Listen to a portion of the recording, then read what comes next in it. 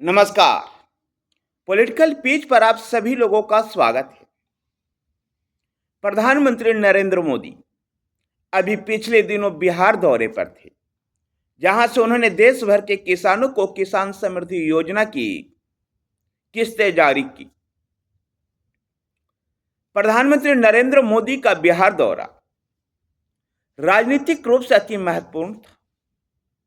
जैसा कि आप लोग जानते हैं कि इसी साल बिहार विधानसभा का चुनाव होना है। बिहार विधानसभा का चुनाव जो 2025 का है, एक बड़े महत्वपूर्ण चुनाव है। 2025 में लोकसभा चुनाव जीतने के बाद भारतीय जनता पार्टी हरियाणा, महाराष्ट्र और अब दिल्ली विधानसभा चुनाव जीत चुकी है।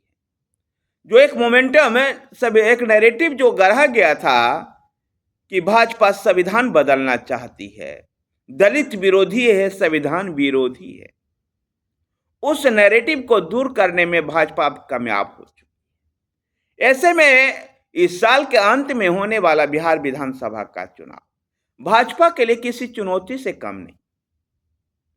आखिर जब 3 विक्ट्री के बाद बिहार चुनौती क्यों? बिहार में जो चुनौतियां हैं, राष्ट्रीय जनता दल का माई समीकरण। प्रधानमंत्री नरेंद्र मोदी इसी समीकरण को न्यूट्रल करना चाहते थे।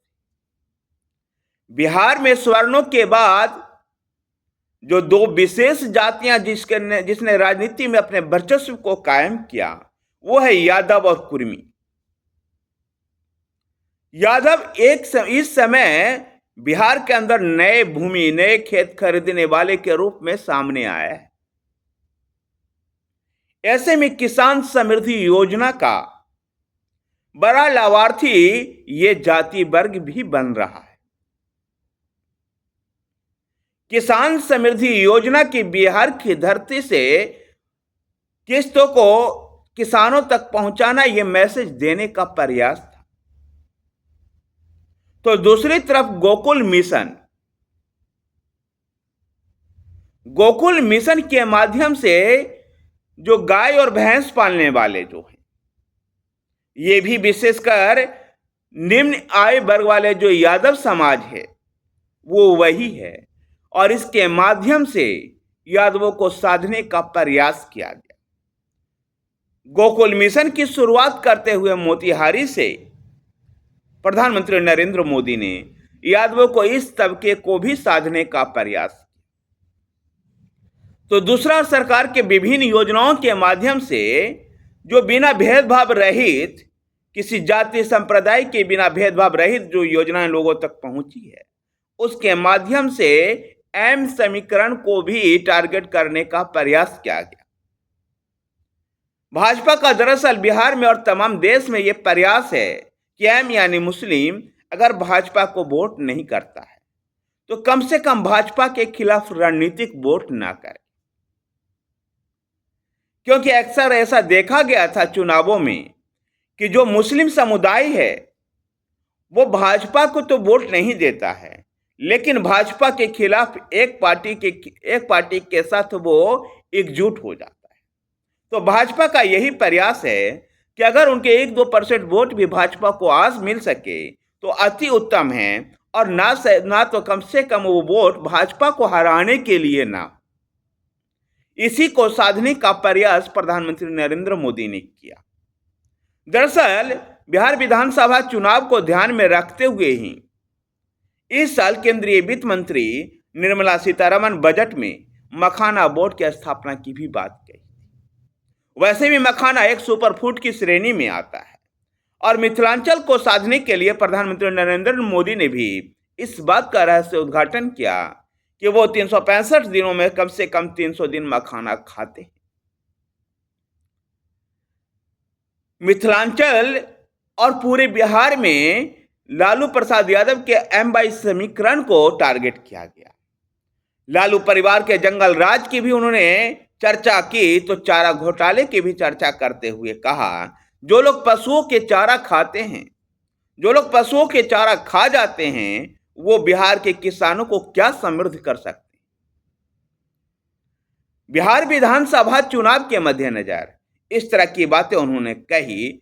साथ ही बिहार के मुख्यमंत्री नीतीश कुमार को बिहार का लाडला मुख्यमंत्री बताया, जिसको लेकर के भी बिहार की राजनीति गर्म है। दरअसल बिहार के विधानसभा चुनाव में दो गठबंधन आमने सामने होगा, जहां एक तरफ महागठबंधन होगा जिसमें कांग्रेस, राष्ट्रीय जनता दल और तमाम कम्युनिस्ट पार्टियां शामिल है, विकासशील इंसान पार्टी है उसमें। तो दूसरी तरफ एनडीए का एक मजबूत गठबंधन है, जिसमें भाजपा, जेडीयू के साथ साथ उपेंद्र कुशवाहा के राष्ट्रीय लोक मोर्चा, जीतन राम मांझी का हिंदुस्तान आवाम मोर्चा और चिराग पासवान की लोक जनशक्ति पार्टी रामविलास भी शामिल है। ऐसे में देखना दिलचस्प होगा कि बिहार विधानसभा चुनाव 2025 में कौन सा गठबंधन बाजी मार ले जाता है। एक अहम सवाल बिहार विधानसभा के चुनाव में यह भी उठ रहा है कि क्या नीतीश कुमार के पुत्र निशांत कुमार राजनीति में आएंगे।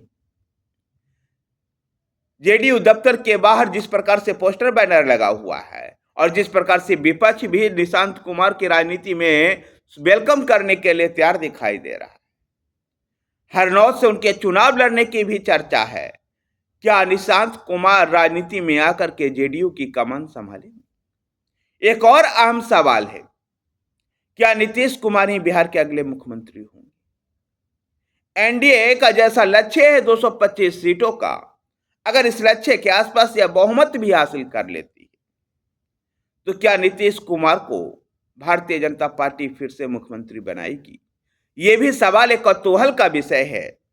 यद्यपि भाजपा के लोग इस पर भी पत्ता नहीं खोलना चाहते हैं, लेकिन ऐसा लग रहा है कि भाजपा अगर इस बार ज्यादा सीटें जीतने में सफल रही, 80-90 सीटों के आसपास पहुंच गई, तो निसंदेह नीतीश कुमार की जगह भाजपा अपना मुख्यमंत्री बनाना चाहेगी। वैसे भी नीतीश कुमार की उम्र अब लगभग 74 प्लस में हो चुकी है। ऐसे में भाजपा एक नए नेतृत्व की ओर भी देख सकती है। देखने यद्यपि यह कहना भी मुश्किल है कि क्या भाजपा ऐसा चाह रही है या नहीं, लेकिन फिलहाल बिहार विधानसभा का चुनाव नीतीश कुमार के नेतृत्व में लड़ने की बातें भारतीय जनता पार्टी और एनडीए के तमाम लोग कह रहे हैं। धन्यवाद साथियों, वीडियो को लाइक कीजिए, शेयर कीजिए। हमारे साथ बने रहने के लिए हमारे चैनल पॉलिटिकल पेज को सब्सक्राइब कीजिए। धन्यवाद।